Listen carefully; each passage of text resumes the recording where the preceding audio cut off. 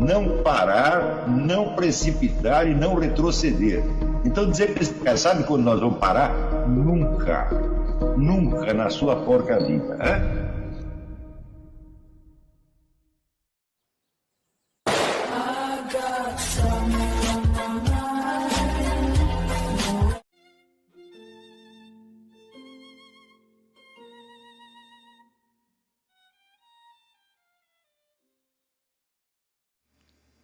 E aí pessoal, tranquilo? Então vem aqui antes do vídeo começar, pedir para vocês se inscreverem, quem não for inscrito, compartilhar, curtir, comentar. Quem puder seja membro do canal, que isso ajuda bastante. Tem também o link do Apoia-se. Quem puder ajudar nosso canal e apoiar financeiramente vai ser muito bem-vindo. Mas o mais importante é transmitir o conteúdo e os conhecimentos do professor Olavo de Carvalho para mais e mais brasileiros. Então compartilhe e ajude aí nossa causa. Muito obrigado a todos os membros, apoiadores do canal. Fico muito feliz. Tenho certeza que a gente está no caminho certo. Então fiquem com o vídeo e até mais. Valeu! Nos anos 30, era mais ou menos doutrina oficial que a classe média é inimiga natural do comunismo e ela tende naturalmente ao fascismo. Não é isso? As diferenças entre comunismo e fascismo, na verdade, sob muitos aspectos são irrelevantes. Mas, até certo ponto, isto se verificou. Só que hoje nós sabemos, por exemplo, que quem mais contribuiu em dinheiro para a formação do partido nazista foi o proletariado alemão. E a classe média estava lá fornecendo mártires antinazistas a toda hora. E, mais ainda, se nós procuramos a história dos líderes comunistas ao longo do desenvolvimento europeu, você verá que o número deles pertencentes ao proletariado é ínfimo, quase nulo. E eram todos de classe média ou alta. Então como é que você administra isto? Por exemplo, quando um desses líderes falha, os outros dirão: aqui você tem um resíduo de classe média, então você tem uma tendência ou fascista ou anarquista, ou irracionalista, alguma dessas coisas. Mas o próprio sujeito está falando isso, também tem o mesmo resíduo de classe média. Então como é que você vai administrar? Você imagina a complexidade da administração dessas coisas. Isso quer dizer que se você pegar a totalidade da ação dos partidos comunistas no mundo, você não verá nenhuma unidade ideológica nessa coisa. Porque os discursos que têm que ser levantados nas diferentes situações são distintos e, portanto, você tem várias formas ideológicas. Por exemplo, no Brasil é clássico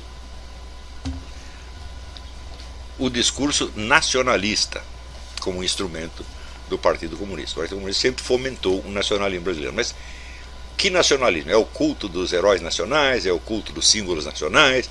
É o culto da história nacional? Não, é o anti-imperialismo ou anti-americanismo e só. Aliado um pouco ao senso de propriedade do solo, tipo assim, o petróleo é nosso. Então, pelos fatores que eu analisei na aula anterior, você vê que já existe a tendência brasileira a um nacionalismo geográfico, por assim dizer. Em todo lugar, o nacionalismo, os movimentos nacionalistas se baseiam na história, nos grandes feitos em comum da população, nos heróis, etc, etc. No Brasil não, ele se baseava eminentemente num fator material que é a posse do território. São as nossas riquezas minerais, o petróleo é nosso, etc, etc. Então já é um nacionalismo sui generis.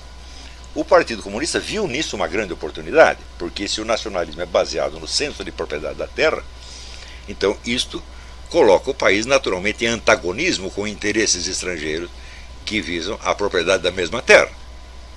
Então, durante longos anos, você não verá discurso comunista em público, você só verá discurso nacionalista, impulsionado pelo quê? Pelo Partido Comunista. E assim por diante.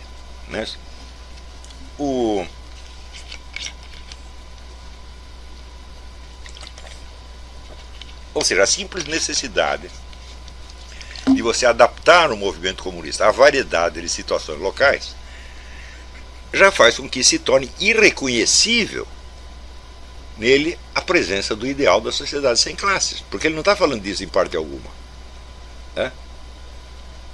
Isso aí aparece, vamos dizer, como uma referência muito longínqua, mas Em nenhum lugar é disso que se trata. Nós vamos aqui criar no Paraguai a sociedade sem classe, ou criar na Zâmbia a sociedade sem classe. Não é isso?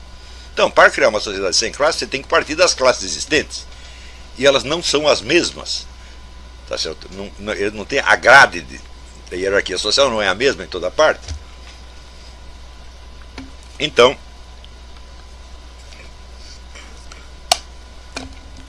isso quer dizer, nós só podemos entender o comunismo como um movimento mundial voltado à conquista do poder em toda parte, pelos meios mais variados e imprevisíveis, e, portanto, com as justificativas ideológicas mais variadas e imprevisíveis. Daí a pergunta é, mas se ele não tem unidade ideológica, não há unidade de um discurso, onde está a unidade então? Este é outro item absolutamente fundamental para entender o comunismo. A unidade do comunismo é de tipo hierárquico. Então, é obediência a um comando estratégico, tá certo? Que determina as variações locais e as controla e administra, usando o acelerador e o breque e vários outros instrumentos. Então o comunismo tem que ser entendido como uma organização material, tão material quanto um exército, ou quanto um Estado. Só que é uma organização transnacional, né? Transestadual, tá certo? E é transcontinental. Por que quando o Fidel Castro começa a organizar a sua guerrilha, ele convoca a Conferência Tricontinental? Isso para mostrar um movimento que abrangia no mínimo 3 continentes, na verdade mais de 3, né? E hoje, o que você vê? Qual é a versão atual? É o BRICS. O BRICS tem países de 4 continentes. Então, Europa, América Latina, África e Ásia. Não é isso? Isso quer dizer que o comando desta coisa é um negócio enormemente complicado. E a central de comando está onde sempre esteve, está na KGB, obviamente. Não está no governo soviético. Isso é importantíssimo entender. O governo soviético se constituía do Comitê Central do partido, do governo constituído com seus ministérios e da Duma, ou parlamento. Isso é o governo soviético. A KGB é outra coisa. A KGB, teoricamente, é um órgão do governo soviético, mas acontece que ela é muito maior do que o governo soviético. A KGB é a maior organização de qualquer tipo que já existiu no mundo. Já só dentro da União Soviética tinha 700 mil funcionários. Era que diminuiu um pouco, está entre 300 e 400 mil hoje. Tá certo? E que tem uma rede de colaboradores mundial. Tudo isto está nos arquivos. Por quê? Os russos sempre tiveram a mania de registrar tudo. Os arquivos soviéticos contêm tudo. Então, o acervo da KGB constituía-se de 8 bilhões de dossiês, na época em que fizeram a mudança de sede, né?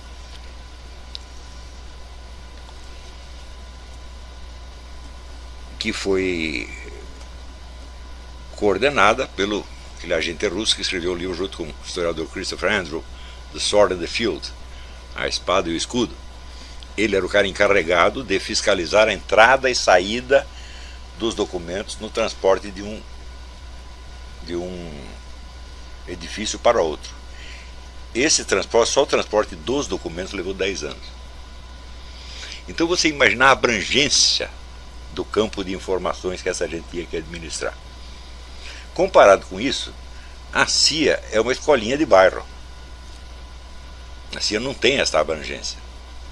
Tá certo? Hoje talvez está lutando para ter. Tá certo? Só que eles estão muito atrasados nisso aí. Você não pode esquecer que os Estados Unidos não tiveram um serviço secreto para atuar no exterior até a Segunda Guerra Mundial. Na Segunda Guerra Mundial, a KGB já era uma potência. E os Estados Unidos, então, pela primeira vez, tentaram criar, vamos dizer, primeiro o OSS, Organização de Serviço Secreto, que depois virou a CIA. O OSS foi criado durante a guerra, e nesse tempo os Estados Unidos eram aliados da União Soviética. Então não havia prevenção contra a presença de agentes comunistas ali dentro. Resultado, a OSS estava repleta de agentes comunistas. E assim nasceu a CIA, né? Então, quer dizer, a história da CIA é recheada de contradições e absurdidades por causa dessa origem. Tá certo? Então, a KGB não tem concorrentes, não teve e não tem. Nada se compara com o tamanho da KGB.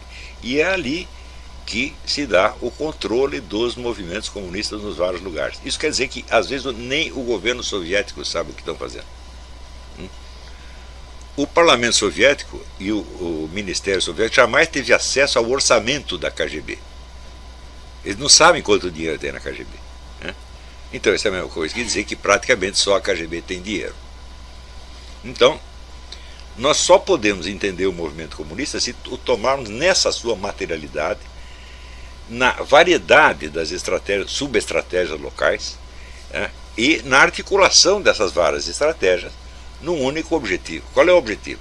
A sociedade sem classe? Talvez, mas antes da sociedade sem classe precisamos ter o poder. Então isso quer dizer que 100% do esforço é para a conquista do poder.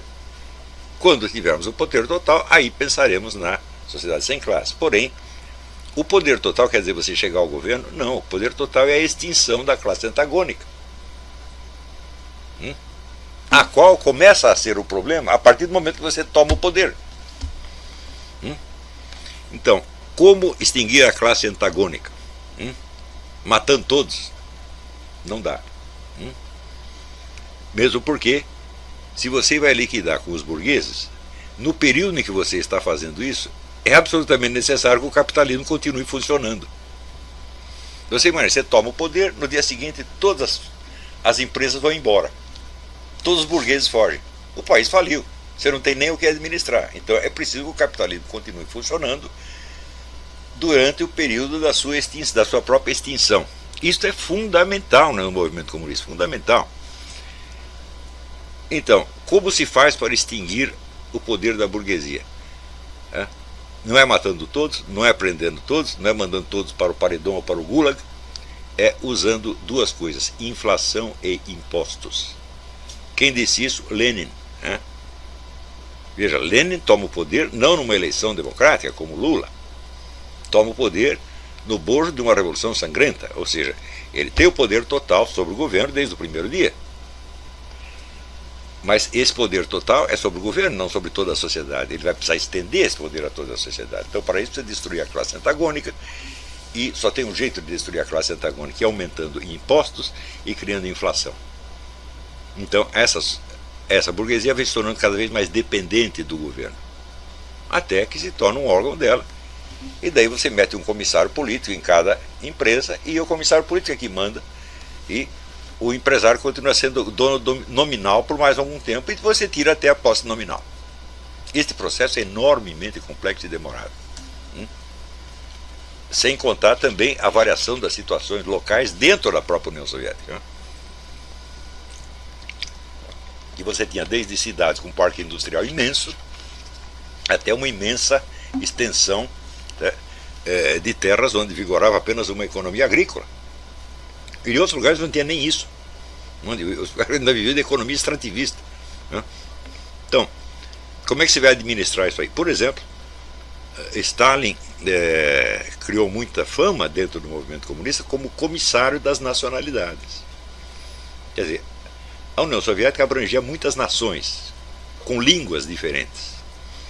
Então, também a variedade das situações locais exigia uma variedade de estratégias e táticas diferentes. E como organizar e unificar tudo isso? Foi o Stalin que fez esse negócio.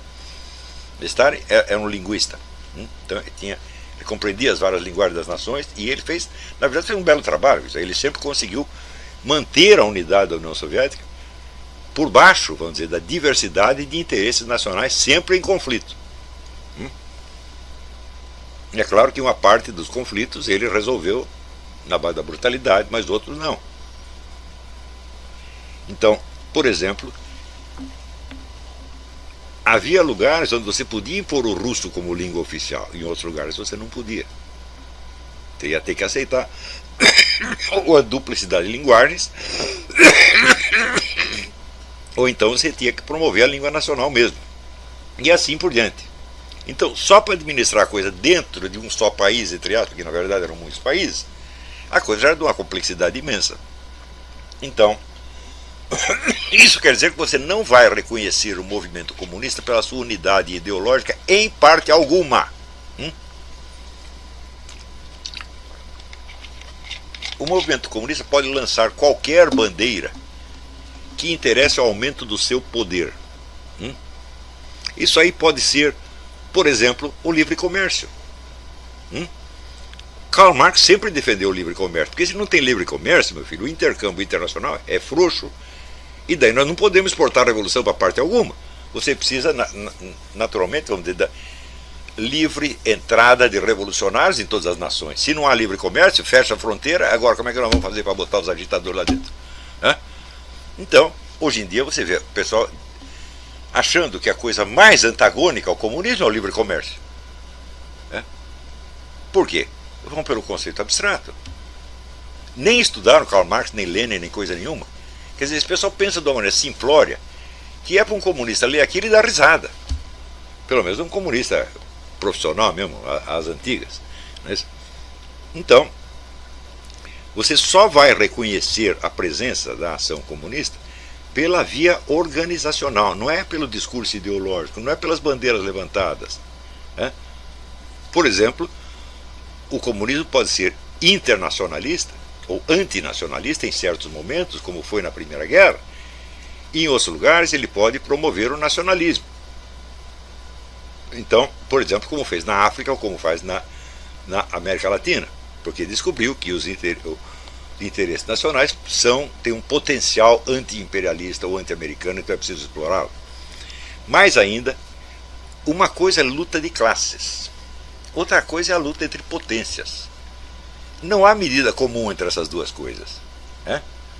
Ora, você diz, nós queremos derrubar a burguesia, mas no momento existe um outro treco que chama o imperialismo americano. Então, nós estamos lutando contra a burguesia americana? Não pode ser, porque nós precisamos dela para sustentar o Partido Comunista. Foi a instrução que Stalin deu aos agentes comunistas nos Estados Unidos. Esqueçam o proletariado, cultivem os burgueses e o beautiful people das artes e espetáculos, porque esses vão dar dinheiro para sustentar o movimento. Então, não é a burguesia americana que está combatendo, é o Estado americano e a civilização americana, isso que está combatendo, mas sem tocar nas grandes fortunas. Você vê como isso pode ser enormemente complicado? Então isso quer dizer que um discurso anti-burguês nos Estados Unidos só servia para enganar trouxa, aqueles imigrantinhos italianos que tinham chegado na véspera. Eles ainda acreditavam nisso, mas o pessoal que estava atuando efetivamente no Partido Comunista, os revolucionários profissionais, nem tocavam na burguesia. Ao contrário, tinham as melhores relações, como tem até hoje. Você vê que se não fosse a grande burguesia americana, a esquerda latino-americana já teria acabado há muito tempo. Se não fosse Fundação Ford, Fundação Rockefeller, Fundação MacArthur, George Soros, Zuckerberg, etc., o pessoal da Microsoft, já teria acabado. Então, num determinado país, o movimento comunista pode estar seguindo, vamos dizer, o discurso ideológico clássico da destruição da burguesia e do poder proletário. Em outro lugar, ele vai ter que fazer uma coisa completamente diferente. E as pessoas olharão, vamos dizer, o amador não reconhece a unidade disto. Por quê? Porque ele está procurando uma unidade ideológica e publicitária, de uma linguagem publicitária. Isso não existe. Estão entendendo a monstruosidade do erro que essas pessoas fazem a estudar o comunismo? Então, não há unidade ideológica, não há unidade de discurso, não há unidade sequer de objetivos. Só há uma unidade, a unidade do comando. E se perguntar de onde veio o comando do movimento comunista internacional hoje, vem de onde sempre vem da KGB. Em estreita associação com o serviço secreto chinês. É tudo uma obra de serviço secreto. Você vê que serviço secreto, no Ocidente, ele basicamente consiste de coleta de informações essenciais para a segurança nacional. Não é isso? Mas o serviço secreto no mundo comunista ele não é isso. O serviço secreto é tudo. Ele dirige a educação, ele dirige as publicações, ele dirige as normas morais, ele dirige a literatura e as artes. tudo isso estava e está sob a administração da KGB, que hoje chama FSB, até hoje. Então isso quer dizer, é muito difícil você dizer quem está no comando. Você procura um grande líder. Né? Você não vai ver grande líder algum, meu filho. O grande líder não manda nada comparado com a KGB. Gorbachev, quando estava lá, comparado com a KGB, não era nada. Tá certo? E Yeltsin também não. Então, veja, com todas as transformações que a Rússia passou, quem terminou na chefia? O chefe da KGB. Como não poderia deixar de ser? E vai continuar sendo sempre assim. Não há a menor possibilidade de a Rússia se transformar numa democracia. Nem a China. Eles estão comprometidos com isso, eles só sabem fazer isto. Agora, por exemplo, qual o objetivo chinês no Brasil? Implantar a sociedade sem classes? Ora, você está brincando comigo? O chinês está lá para comprar tudo a preço de banana. E promover o quê? O capitalismo chinês. Que é o quê? Que é dependente do governo chinês. Você sabe quem é o maior investidor na China? O exército chinês. Então isso quer dizer que a ocupação econômica através das fibras chinesas já é ocupação militar virtual. E o empresário brasileiro, sempre pessoas tão sábias, né? No Brasil, se eles recebiam dinheiro do pai, ele já acha que ele é Albert Einstein, né? Eles, os chineses mudaram, eles não são mais comunistas, eles só querem fazer negócios. É assim que os caras pensam, meu Deus do céu. Porque não entendem, vamos dizer, a complexidade, a diversidade de situações, ou como dizia Trotsky, desenvolvimento desigual e combinado. Ou seja, você tem vários países em diferentes estágios do movimento da transformação revolucionária e você precisa variar a sua estratégia e tática em cada um conforme a situação local. Claro que existe... Eu estou falando tudo isso sem contar a possibilidade de erros. Como cometeram erros no Brasil? Não é isso? Quando aqueles que apostaram na guerrilha, eles não sabiam que eles só iam servir para uma coisa. Servir de garotos propaganda, depois de mortos, servir de garoto propaganda para outra facção do partido, a facção gramsciana, que foi pela aliança com a burguesia nacional, tomaram o PMDB, o antigo MDB, tá certo? E através do processo eleitoral foram subindo e acabaram dominando tudo. Então os guerrilheiros serviram para isso, o que mostra que a guerrilha não era uma estratégia. A guerrilha era apenas, vamos dizer, uma tática errada.